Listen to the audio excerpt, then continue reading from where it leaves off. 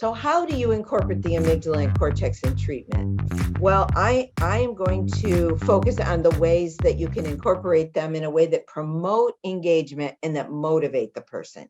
And the way that we can do that is by finding ways to connect the client's concerns. Like if she says, I'm not sleeping, or if she says, I worry about things all the time and I'm worried this is going to happen or that's going to happen.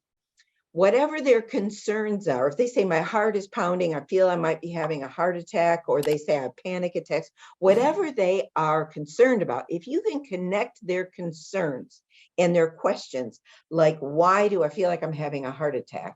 If you can explain those things in a way that you connect them to the amygdala, then they feel more comfortable with the experiences that they're having. And they also feel more motivated to engage in treatment because they feel like you are trying to help me reduce this feeling of having a heart attack, or you are helping me reduce my worry.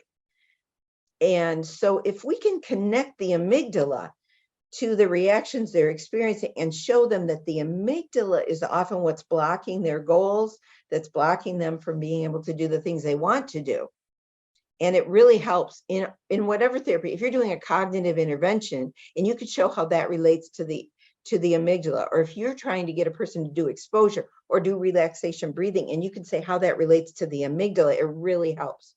Another thing, if we can get them not so caught up in their anxiety, but turn them to be more mindful, observant, and curious about their anxiety, that helps a lot too.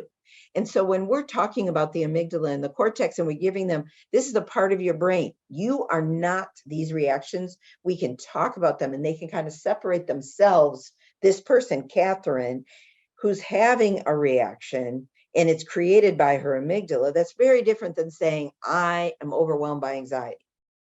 And so we're going to be introducing this information gradually over the course of treatment.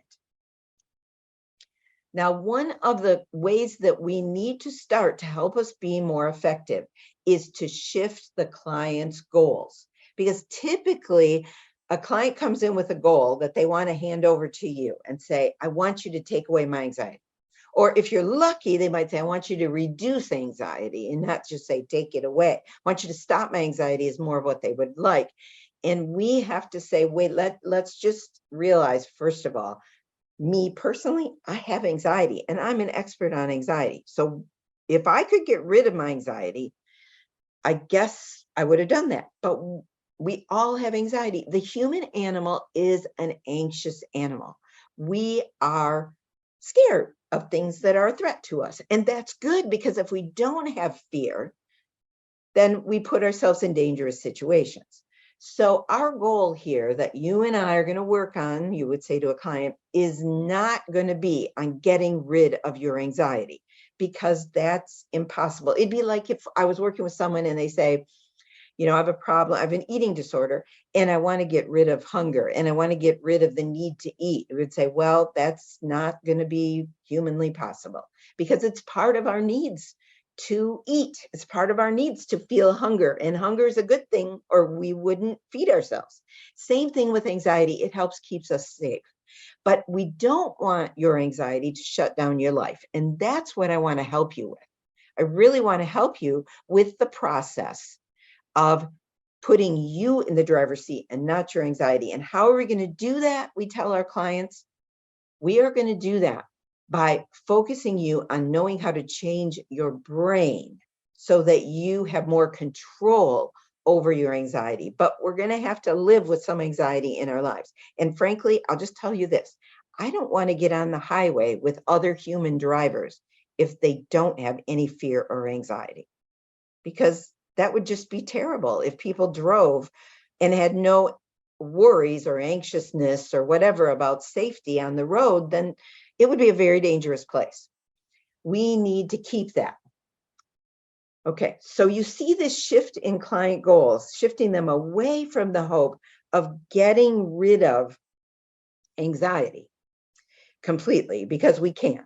And it actually is needed in our lives. Fear and anxiety are needed in our lives for certain purposes. And we'll kind of address that. But what we do want to do is have an understanding of where anxiety comes from in the brain so that we can get more control over it and stop it from interfering in our lives. Now, what is this process? Now I'm going to shift and talk not to the client, but talk to my therapist here. And I'm going to say to the therapist, guess what's your best friend?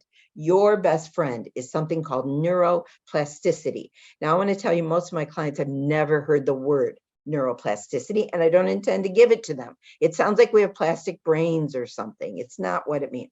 Neuroplasticity is something important to you as therapists because it is the idea that is a fact that the brain can change. And in particular, the amygdala and the cortex can learn and change, even among older adults. Even me, I'm 61, I can still change my amygdala and I can change my cortex. Neuroplasticity is something that gives us therapists hope that we can change brains still. Now, if the amygdala is the part of the brain, which we will learn, that creates the bodily events, the pounding heart, the shut down stomach, the activated muscles, the tension, all that thing, the release of adrenaline. We're going to be talking about that. If the amygdala is what creates that, and we can change the amygdala, then it's going to give us ways to control anxiety more. And if the cortex can activate the amygdala, we're going to find out the cortex doesn't have any way to release adrenaline, but what it can do is it can activate the amygdala to do its stuff. Then we need to get the cortex under control so that it doesn't activate the amygdala when we don't want the amygdala to get activated. So what we want to do is tell our clients, I want to help you understand. I want you to have an improved understanding of how it is that your brain creates anxiety so that you can react to anxiety. You can react to it and stress and fear and worry differently than you have been, and react in ways that give you more ways to control it. And if you don't, none of us got an instruction booklet for our brain when we were born. None of us were told how to use our eyes to see, how our ears learn to process sounds into making sense. And we know that the sound of neuroplasticity has a meaning, right? That sound, neuroplasticity that you hear. Well, we don't have an instruction manual. We need to have some help understanding processes in our brain that relate to anxiety.